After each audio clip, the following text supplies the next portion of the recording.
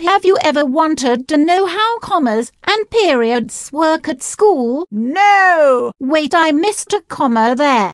I don't mean how commas and periods do their work at school, but have you ever wanted to learn how commas and periods work in English when you are at school? Today you will be learning about the uses of periods and commas, some examples and common mistakes.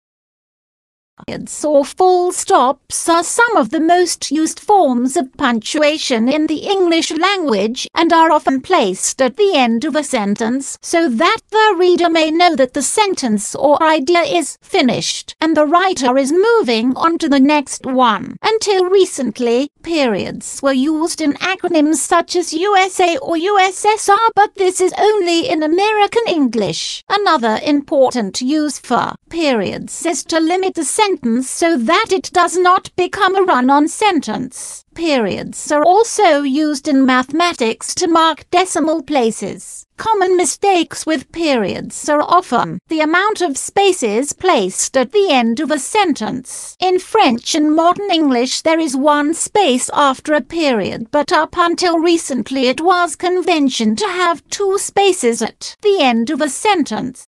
Commas are a form of punctuation mark like periods and are used in many different languages. The word comma is Greek in origin and means to cut off or a short clause. Commas can be used to join items into lists such as 2 lorries, 3 tomatoes, and a bonnet. Commas are also used in clauses such as stop cooking grandpa or stop cooking grandpa. The difference being telling people to stop cooking your grandpa or telling your grandpa to stop cooking. Common mistakes with commas are when the person does not place the comma after describing a person. For example, the old King Henry VIII was senile is incorrect and requires 2 commas, one before Henry VIII and one immediately after. The reason this is a mistake is because you could be telling someone that Henry VIII was the only king of England, when in fact there were at least 8. While commas are hard to use, they are important for the clarity of the English language. Thank you for listening to my presentation on commas and periods. I hope you have learned about the common uses and mistakes to do with commas and periods.